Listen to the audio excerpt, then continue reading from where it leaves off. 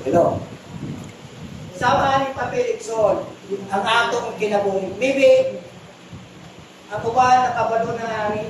Apan sa diha, ingon sa diha, unahon na to, I am come that he might have life, and that he might have it abundantly. Hallelujah. This is the symbolize of our life, mga alagad sa Ginoo. Amen? Kunani, hallelujah, nasa diha, idawat nato si Jesus. Kunani ang atong ulapa. Apan sa diha, iksod, nga sige tag-ampo because the promise of God that if we will pray, He will answer our prayers. Amen. Hallelujah. Siya mo minaw, butupag sa ating kapagkat. So, sorry na ipanalangin natin sa Ginoo. Dito, nag-snack, pag-snack. Nangandoy ta o kanang Na-snack ko. mga blessing. May nangandoy ta blessing. Nangandoy ta palay.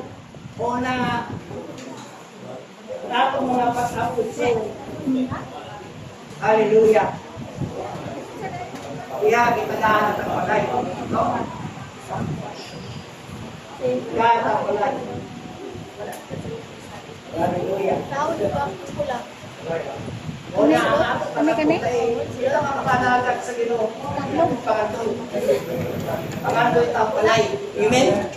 Pinsay nangandoy palay. Amen. Hallelujah. Naman tayo palay pero nasa langit. Hallelujah. Mo nga kita.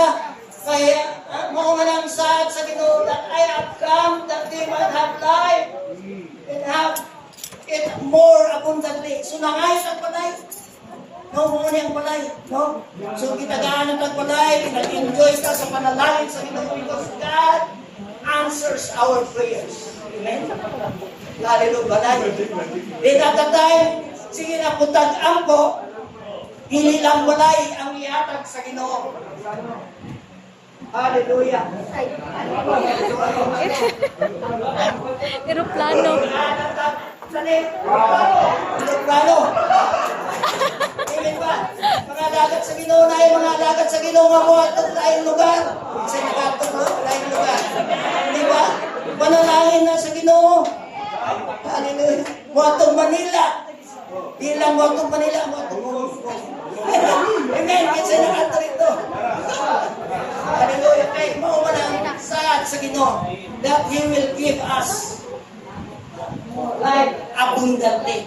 Amen. Because God answers our prayer. Amen ba mga alagad sa Ginoo? Lupad natin ito. Hallelujah.